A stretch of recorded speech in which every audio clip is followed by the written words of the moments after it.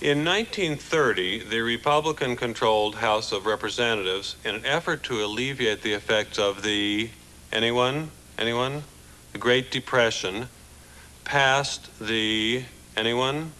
The tariff bill, the Hawley-Smoot Tariff Act, which, anyone, raised or lowered? Raised tariffs in an effort to collect more revenue for the federal government. Let's face it, some things in life just aren't all that exciting. Like this gash, for example, that I have on my forehead. It's really not that exciting, so we're not going to talk about how that happened. Unfortunately, in the category of things that are not exciting, that sometimes can include some very important things, including all the organizational work of preparing for healthy retirement. But making the effort with the right help and guidance can lead to exciting results. It's that time again, time to tune out the hype and focus on the facts. Facts that matter to you, the income generation. Let's get started. Get ready to separate reality from myth. With us, David Scranton. David Scranton. David Scranton. David Scranton. But David Scranton says, hey, not so fast. How does it affect the markets? How does it affect the economy? Thanks to efficiencies in new technology and a staff of veteran analysts and portfolio managers, Sound Income Strategies strives to set new standards and bring institutional style investing to your portfolio.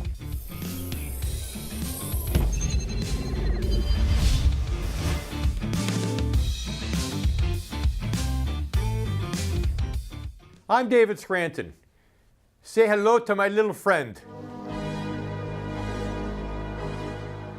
Most people probably wouldn't mind having their own administrative assistant, someone they could count on to deal with all of life's red tape, the insurance, the bills, the taxes, the cuts on the forehead, all those obligations that are so important but can also be, let's face it, a complete drag.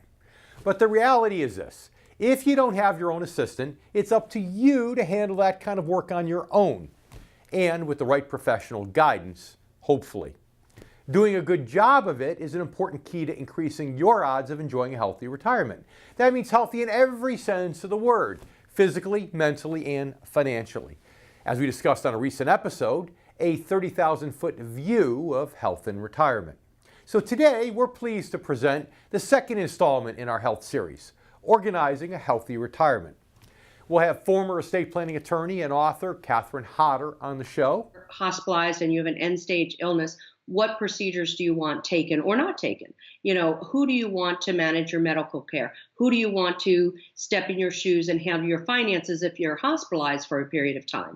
Along with our good friend, Michael Stewart, the founder of Crystal Lake Tax and Financial, and the co-author of the book, Purpose-Based Investing, 9 Lessons to Rescue Your Retirement from Wall Street. There's 3 different ways that you can get long-term care insurance, at least decisions that you have to make. The first one is your traditional long-term care policies. So the pros on that is it usually provides the greatest coverage for you. Some of the cons is it's kind of use it or lose it, a little bit more expensive for you as well. Now you also hear from Tony Rodriguez, a semi-retired professional who is now the caregiver for his wife after she was diagnosed with lupus, fibromyalgia, and Alzheimer's.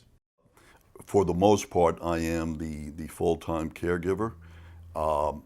If I have to be away from the house on an assignment because I do consulting work, then I always have to find someone to be able to take care of her or to step in and see her a couple of times a day. But first, let's talk about the most basic organizational chore for ensuring a healthy retirement, and that is understanding your options for healthcare coverage and making the right choices.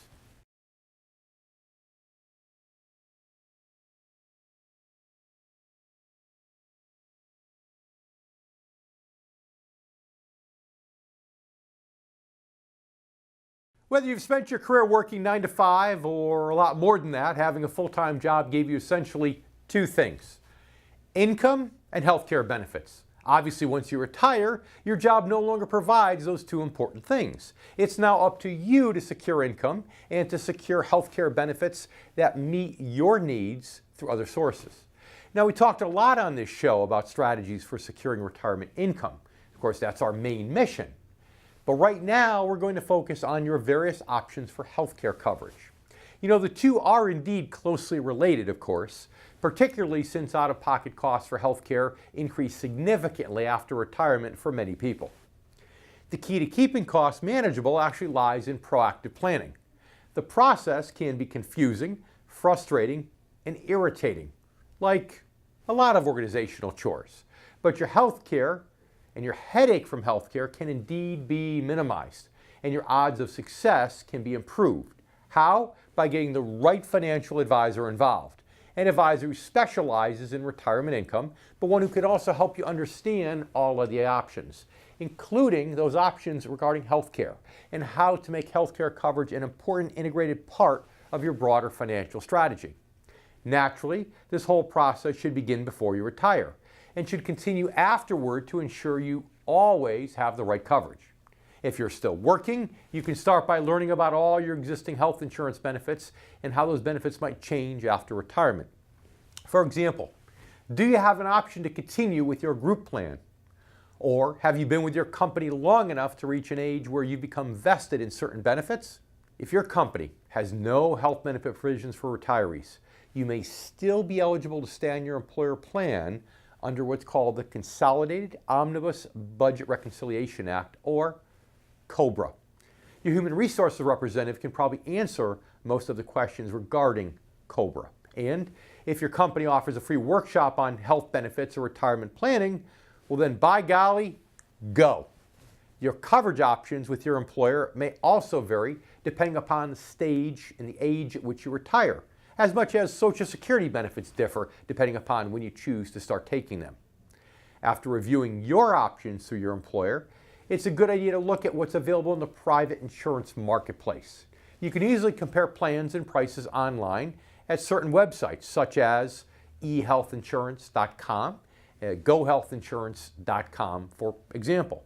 Also, not a bad idea to look into what you might be eligible for through the Affordable Care Act, just in case.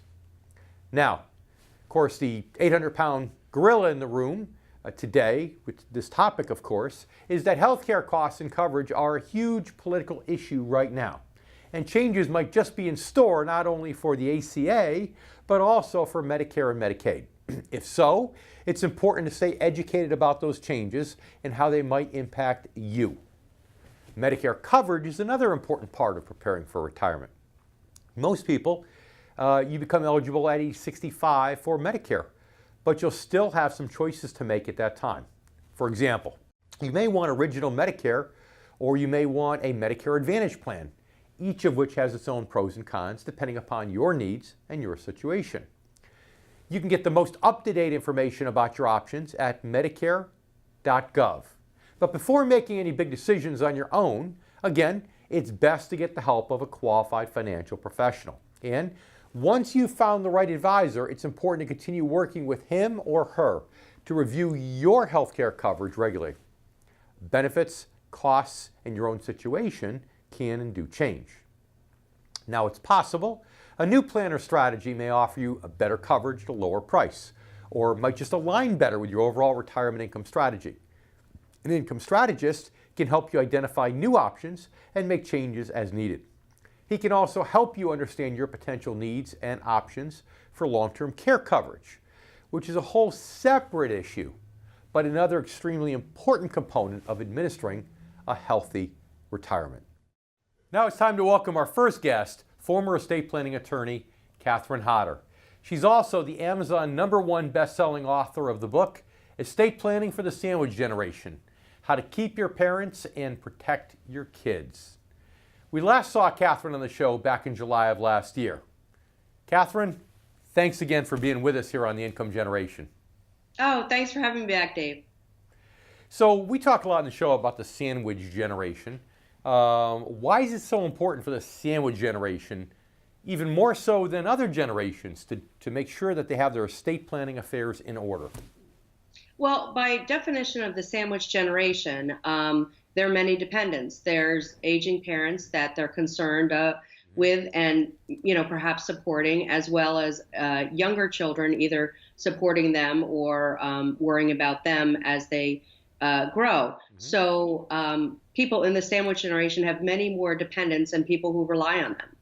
So if something happens to them, somebody has to take over and help out in that role. It's not just having adult children that are financially independent. It's a lot more than that. It is. Okay, but wait a minute. The estate tax thresholds are 11 million. Gosh, if I'm married, it's 22 million. I don't have to worry about estate taxes anymore. Why do we need to do estate planning? Well, estate planning isn't just about taxes. And estate planning has to do with as much as you being alive as much as you being dead. So, for example, if you face an incapacity, which is a very likely event, you need someone to handle your finances, handle your medical decisions. And that's just something that the only way is addressed is through estate planning with legal documents. 20 seconds. What words of wisdom do you have for people who want to encourage their parents to do estate planning that's needed? Well, I think the best way is to ask their advice and say, look, I want to help you as you age, and the best way I can do that is to know what you want in life. So if you are hospitalized and you have an end-stage illness, what procedures do you want taken or not taken? Who do you want to manage your medical care? Who do you want to step in your shoes and handle your finances if you're hospitalized for a period of time? So it's really to get the advice from the parents, which they love to give, and, just work together. Yeah, makes sense. We need to take commercial breaks. We need to leave it there for now. Catherine, stay with us. We'll be right back in a minute. And you stay with us too. We have more words of wisdom from our good friend, Catherine Hauteur, here on The Income Generation. We'll be right back.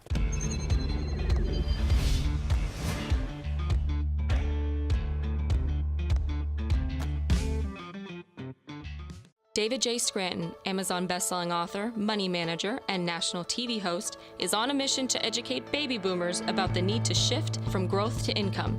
If you're at or near retirement, focusing on income over growth can make all the difference in the quality of your retirement.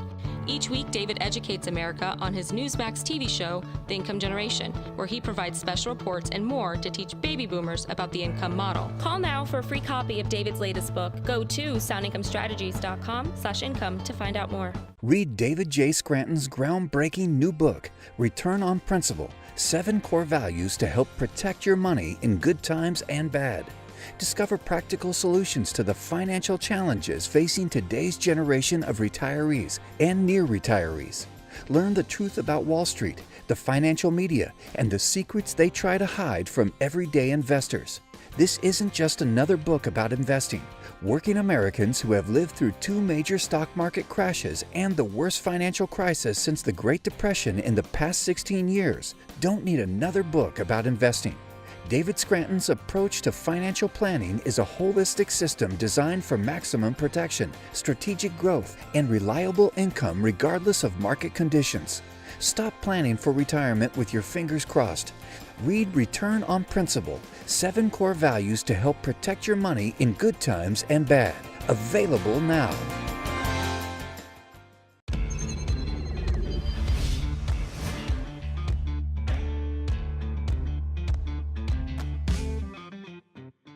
Knock it off, Larry. Who cares about a ride?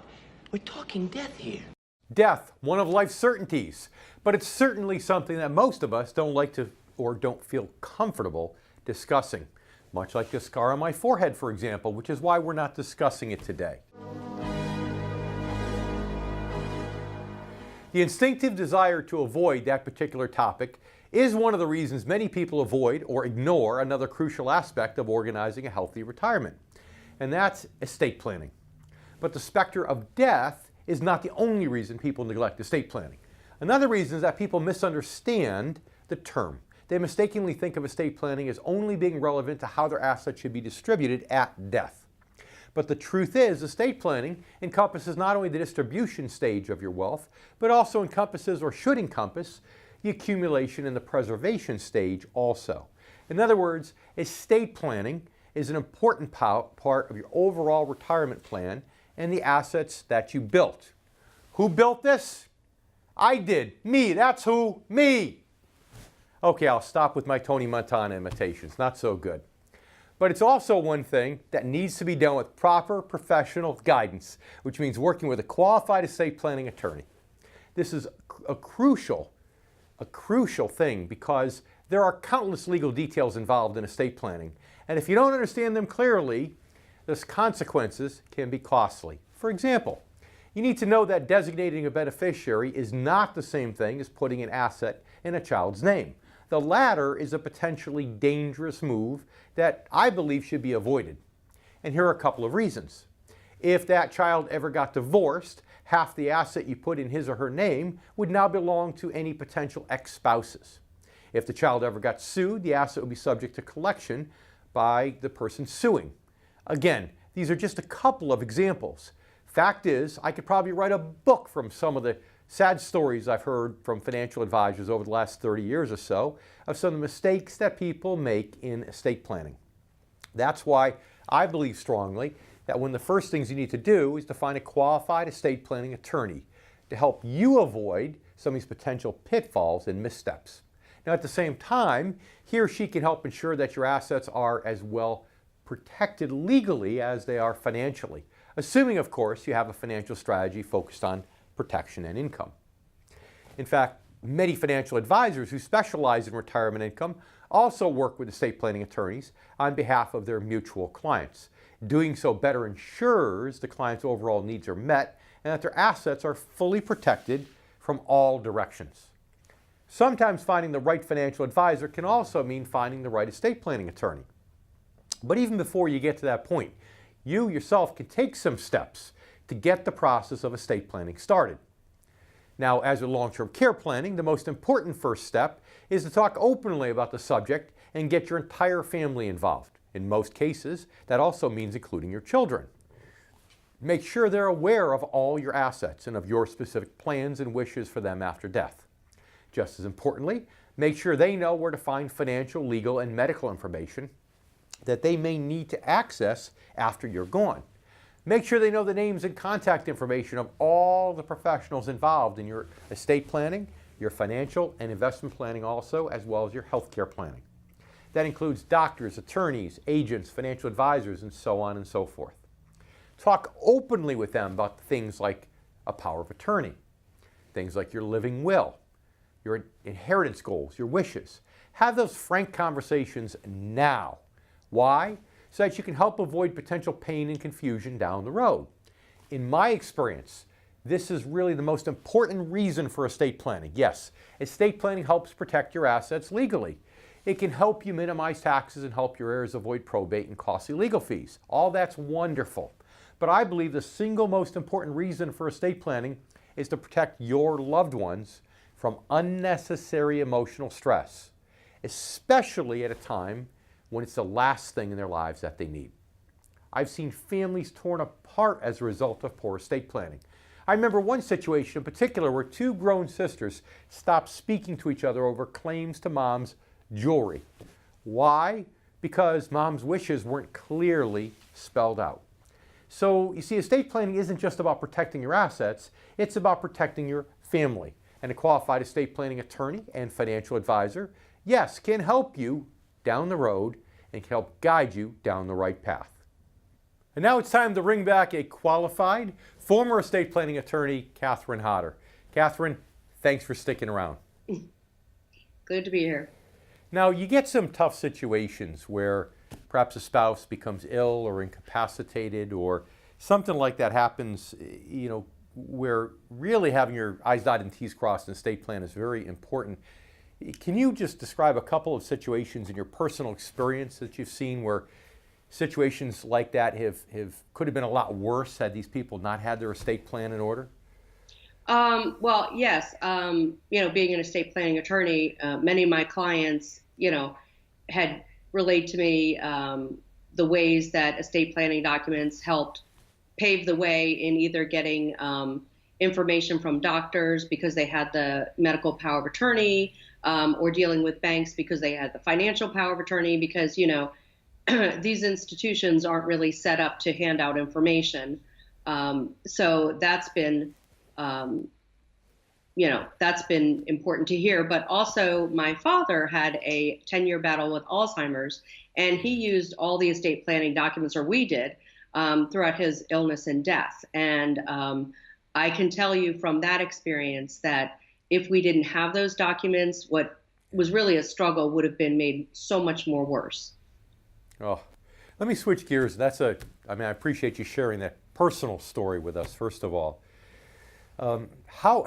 Changing gears, how about documents? Why is it so important to have documents all in one place that are accessible? That's a great point, because in my practice, I would hand my clients a 911 binder, I called it. And it's where they'd keep all their legal, medical, and financial documents in one place, because, if there's a sudden hospitalization, the people who are in charge of, stepping in your shoes, well, where are they going to find the information? How are they going to know where your advanced medical directive is? So that's something I encourage everyone to do, especially as they start the estate planning process. It's a great time to put together, these are my list of assets, these are my list of liabilities, here's where I bank, that type of information. Sure. So they don't have to fish all over the place looking for it, which sadly happens all too often. Right. And it's the worst time during an emergency to, suddenly be on a scavenger hunt. Of course. So in the 1 minute we have left in this segment, without giving too much away, we don't need you to do that because we want people to go and buy the book. But estate planning, best-selling book, Estate Planning for the Sandwich Generation. Without giving too much away, what are 3 of your best estate planning tips for our viewers? Well, one is communication, and that's either with talking with your aging parents or your family members about what you want, what they want. And in the book, I have many conversation starters and questions to ask. So communication is key. Keeping things in one place, as I mentioned, that 911 binder. And then finally, just take it step by step. It's, it seems very onerous trying to make all the decisions, but I break it down into 10 easy steps. Like step 1 is look at beneficiary designations, which is an important thing, but it really doesn't take a lot of time. So it's really a step-by-step way to get your estate plan together. Great advice. Whenever you have an overwhelming task that you're confronted with, how do you eat an elephant? One bite at a time. That's simple. So, Catherine, thanks so much for being on the show. Once again, it was our pleasure having you. Oh, thanks again, Dave. It's always a pleasure. And you stay with us. We'll be back with more here with the Income Generation. I'm David Scranton, and we'll be right back.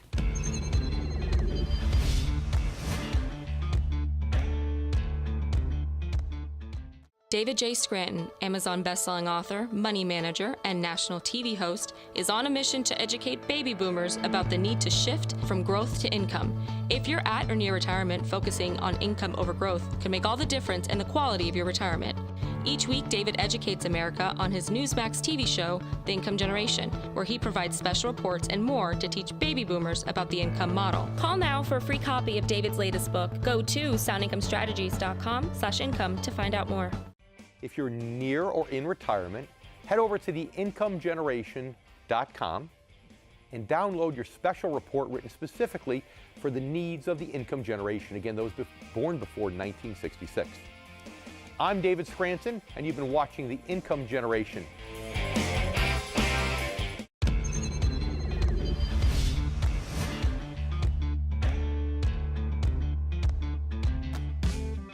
By the time you reach age 65, there is a 50% chance that you'll get a scar on your forehead just like mine. But there's also a 50% chance that someday you'll require paid long-term care. Despite that statistic, only about 7 million Americans actually own long-term care insurance. Depending upon the policy, long-term care insurance can cover many of the costs of a nursing home, as well as costs of assisted living or costs of in-home health care, which are expenses that are not, let me repeat, not covered by Medicare. Which isn't to say that LTC insurance is the best or the only option for everyone. It really depends upon a lot of factors. However, organizing your retirement plan to include long-term care insurance or long-term care planning of some type is actually essential. Yet many people avoid or ignore it completely. And here's why. For one thing, it's depressing. Nobody wants to consider the possibility of being bedridden, or being wheelchair bound for that matter, or suffering dementia one day. For another, it's daunting. The potential costs involved can seem overwhelming. According to the Association for Long-Term Care Planning, the average annual cost of a private room in a nursing home is over $100,000 a year.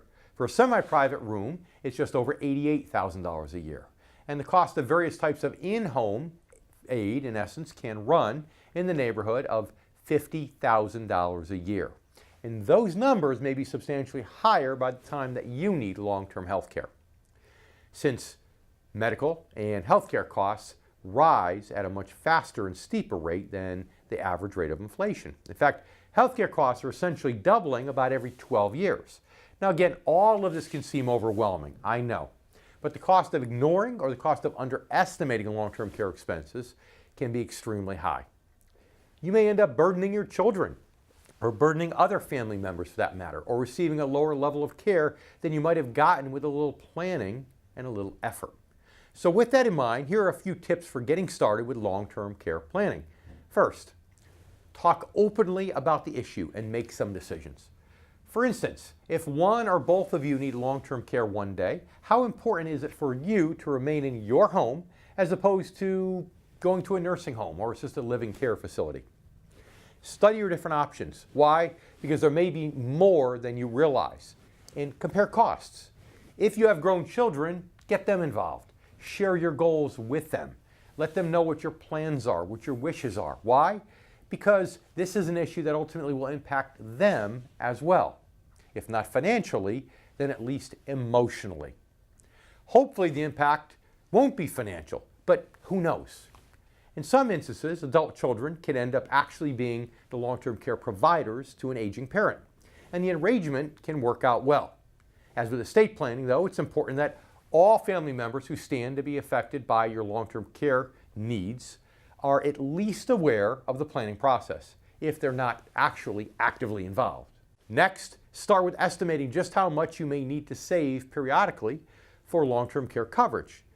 I recommend taking an in-depth look at your overall finances, accounting for all insurance policies and benefits that may help pay for long-term care. That includes certain life insurance policies, some Veterans Administration benefits for which you might be eligible, and of course, long-term care insurance if you happen to have it. And remember, Medicare does not cover what the government calls custodial care, which refers to most types of long-term care. Although it may cover a short stay in a nursing center, in a hospice care or home health care situation, but only under certain limited conditions. Now, while you can start the process of analyzing your potential long-term care costs on your own, the process of creating your actual long-term care strategy is typically not a do-it-yourself project. As with your healthcare coverage overall, long-term care planning is also best done with the help of a qualified financial advisor who specializes in these matters. He or she can help you understand the pros as well as the cons of long-term care coverage, and also show you why your strategy for covering long-term care costs is just as important as the amount that you set aside for it, and possibly even more important. My name is Tony Rodriguez. I am 68 years old. My spouse was diagnosed with Alzheimer's, and she already was suffering from lupus and fibromyalgia since 1995. I decided to kind of accelerate my retirement. All the day-to-day operations of the household that we tend to take for granted now all of a sudden falls upon my shoulders. After the Alzheimer's, she happens to be a great cook. She doesn't remember how to cook anymore. So I have had to step into that. Sometimes it's more difficult, sometimes it's easier. In her case, her job is just to be happy, which she demonstrates constantly. Right now, it's time to bring in our next guest, Tony Rodriguez. He's semi-retired from his career as a chief financial officer, but right now he's a full-time caregiver for his wife. Tony, thanks so much for being on the show today. Thank you very much, Dave. It's a pleasure to be here. So, how many years has it been now that your wife has struggled with Alzheimer's? She was diagnosed in July of 2016. But my caregiver role comes from before that, because she was in 1995 diagnosed with lupus and fibromyalgia. So I've been a caregiver in training, so to speak. Now, do you have any help, any nursing help at all, or are you really, truly the primary caregiver, maybe with the exception of respite care every once in a while? Once in a while I do have respite care, but for the most part, I am the full-time caregiver.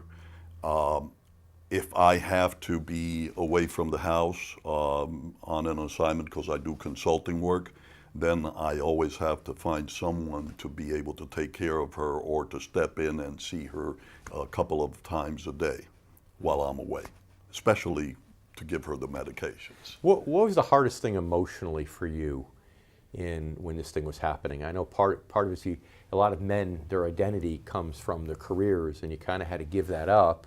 That's one thing, but what was it? Was that the hardest part emotionally, or just you're seeing what's going on here and the person you've loved for all these years struggle?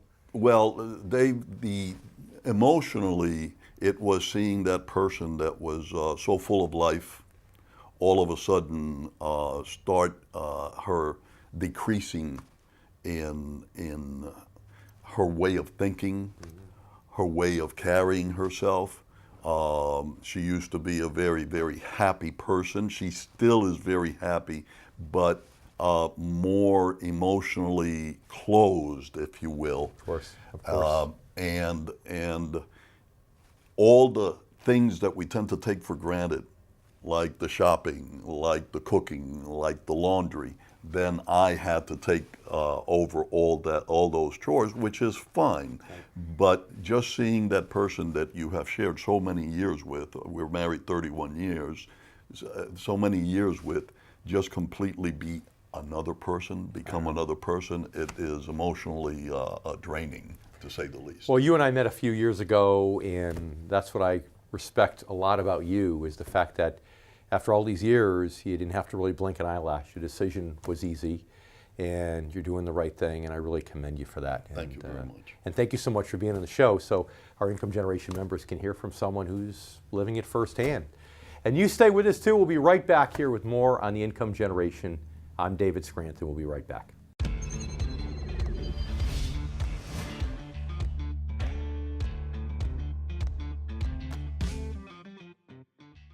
For behind-the-scenes photos, retirement planning tips, and upcoming giveaways, follow the Income Generation Show on Facebook. And don't forget to subscribe to our YouTube channel to watch video clips, guest interviews, and to catch up on past episodes. If you're near or in retirement, head over to theincomegeneration.com and download your special report written specifically for the needs of the income generation, again, those born before 1966. I'm David Scranton, and you've been watching The Income Generation.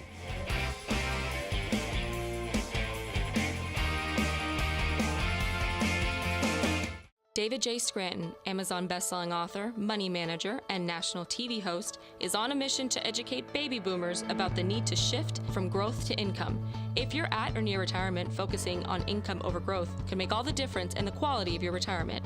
Each week, David educates America on his Newsmax TV show, The Income Generation, where he provides special reports and more to teach baby boomers about the income model. Call now for a free copy of David's latest book. Go to soundincomestrategies.com/income to find out more.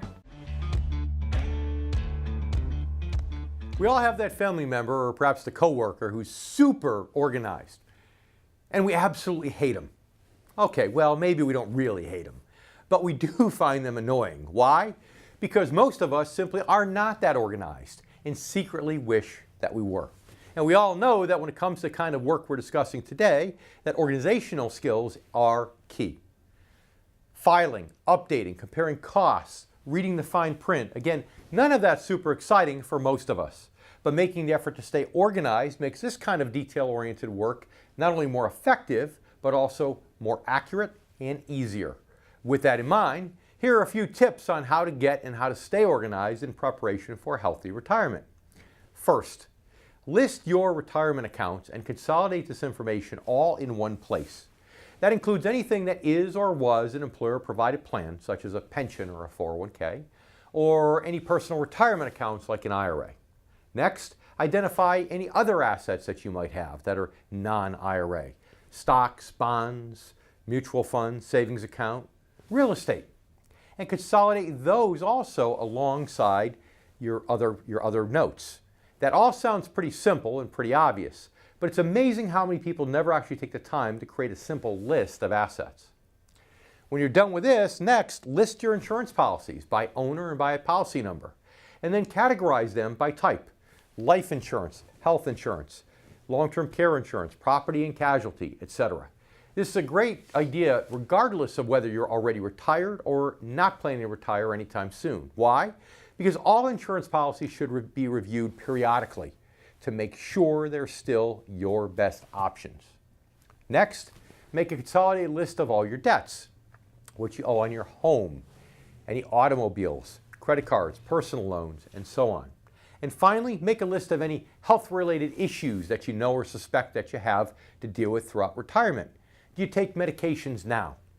Or do you expect to be taking medications in the short-term future? Do you see a chiropractor or a therapist regularly? Have you been told you're at high risk for certain diseases or conditions later in life, like diabetes, hypertension, or Alzheimer's? It's important to be brutally honest with yourself when doing this type of assessment. Again, none of us wants to think about dealing with a major health issue or the potential of needing long-term care. But here's the fact: more than half of us will need it. By accepting that percentage early and taking steps to organize all the relevant information, you'll greatly improve the odds of you and your advisor being able to organize a healthy, successful retirement. Speaking of advisors, now we want to bring in my good friend, Michael Stewart, founder of Crystal Lake Tax and Financial in Illinois. He's also the co-author of the book, Purpose-Based Investing: 9 Lessons to Rescue Your Retirement from Wall Street. Mike, thanks for joining us on the show again. Thanks for having me again, Dave. So we're talking today about the administrative functions of retirement. You know, the details, the stuff that people don't like to do, but they have to do as they get within the last year or so. Any general words of wisdom you have for our income generation viewers as to how they can better get their arms around that stuff?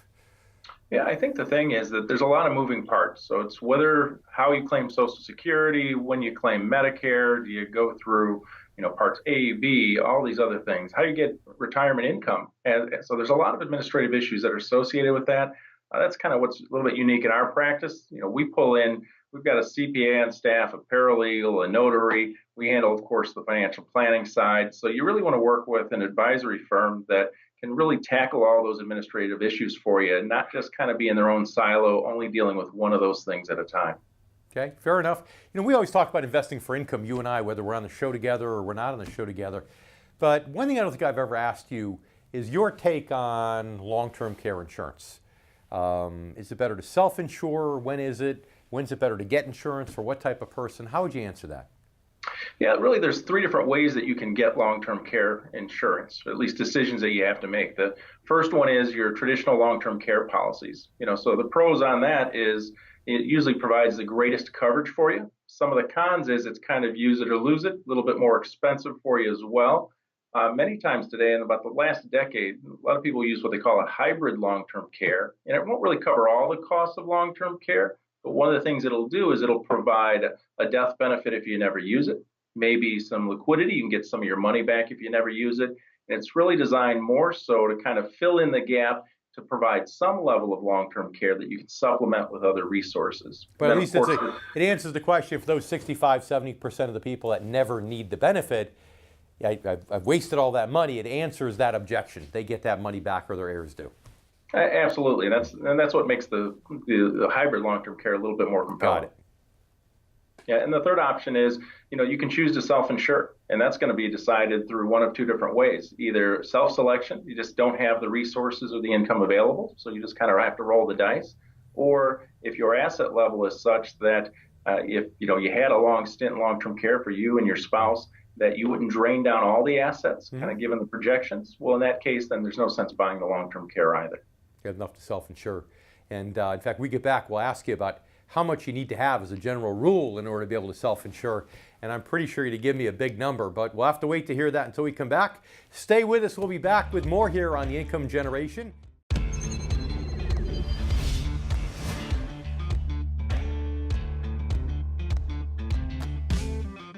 Welcome back to The Income Generation. I'm David Scranton, and we're here with Michael Stewart, founder of Crystal Lake Tax and Financial in Illinois. Michael, thanks for sticking around. All right, thanks. So some people self-insure because they're not really self-insuring. They just don't have enough money to pay for the insurance, which means, God forbid, they need long-term care, convalescent care, home health care. They don't have enough money for that. But those who really self-insure, who have enough money, generating enough income to do it, how much do they need to have in liquid assets as a general rule in order to be able to do that? Of course, there's no number in stone specifically that it requires, but realistically, it depends on, are they single? Are they married? What are their other income resources that they have? So a great example is you hear that, a full-time long-term care in a facility is going to be about $100,000.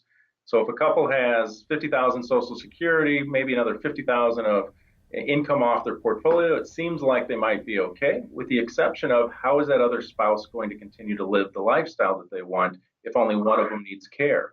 So one of the things, a lot of our client base, it's typically the $2.5 to $3 million range, and it's really a function of the other resources and income sources they have available, making sure that if they're individual, it may not be quite as much, but if there's a couple involved, both of them usually don't require care at the same time. So we want to make sure you can sustain the lifestyle for both.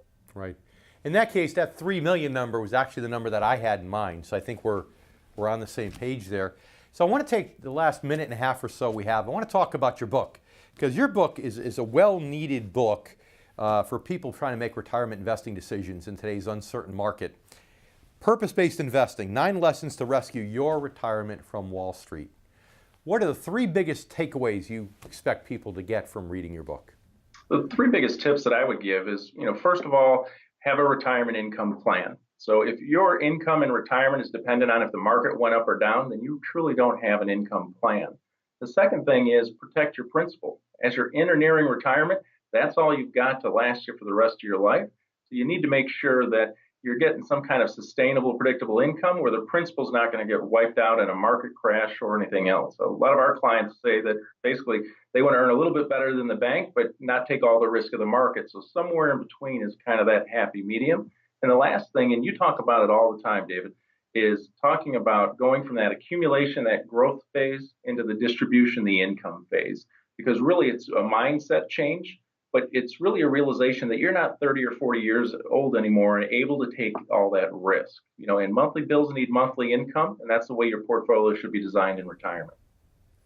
Yeah, when the last 2 market drops occurred, the major market drops, it took 7 years to drop and come back, as you know, and 6 years to drop and come back the second time. Well, people had 7 years and 6 years then if they were still working. But if they're within 7 or 6 years of retirement now, they're not going to have it the next time. And people don't realize they're already in that distribution phase once they get within 10 years of retirement. So a well-needed piece of literature. Thank you for taking the time to write it and helping educate our income generation members. And thanks for being on the show. Thanks for having me again, Dave. Stay with us. We'll be right back with more here on The Income Generation. We'll be right back.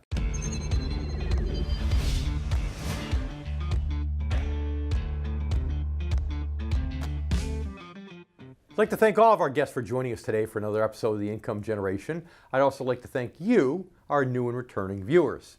If you're a regular viewer, you may have heard this story before. But yes, it's worth sharing again. I want to tell you about a couple I knew who did what they felt was a very good job of organizing a healthy retirement. And relatively speaking, that was true. The couple wanted to remain in their home as they aged, even if they needed long-term care, or in-home health care, I should say, in order to do it. However, they severely underestimated healthcare inflation. At one point, I was asked to be the power of attorney on their behalf. And when they got into their 90s, when I looked into their finances, I was shocked to realize that they only had enough money left to last them about 6 months. That's 6 months of full-time in-home health care. And they had no idea of the situation. So obviously, when they passed on just a few months later, it was very, very sad. From a personal standpoint, I have to admit that it was a little bit of a relief that I never had to be the one to break the bad news about how close they came to actually running out of money. And these are hard-working people who built up a very sizable nest egg over the course of their lifetimes and did a great job of preparing to meet all the needs of retirement. This just goes to show you that you can never be too prepared when it comes to this issue. And while the work may not be all that much fun or all that exciting, it's certainly worth the effort. The effort, too. Proactively plan your post-retirement health care coverage. Make long-term care coverage an integrated part of your retirement income strategy. Actively involve your family in estate planning. And, yes, meet with a qualified estate planning attorney to administer the plan. You can make the entire process easier and make it more effective by starting early, by consolidating information, getting organized, and of course by working with a qualified financial advisor also, who specializes in retirement income and asset protection to work alongside that estate planning attorney. Thanks for watching. If you're close to retirement and you really want to know how to protect and maximize your money, it's absolutely essential that you stay informed and up to date. And right here is where you can do it with me, Scarface, David Scranton, on the Income Generation. Again, I'm David Scranton, and we'll see you next week. If you're near or in retirement, head over to theincomegeneration.com and download your special report written specifically for the needs of the income generation. Again, those born before 1966. I'm David Scranton, and you've been watching The Income Generation. We'll see you all next Sunday.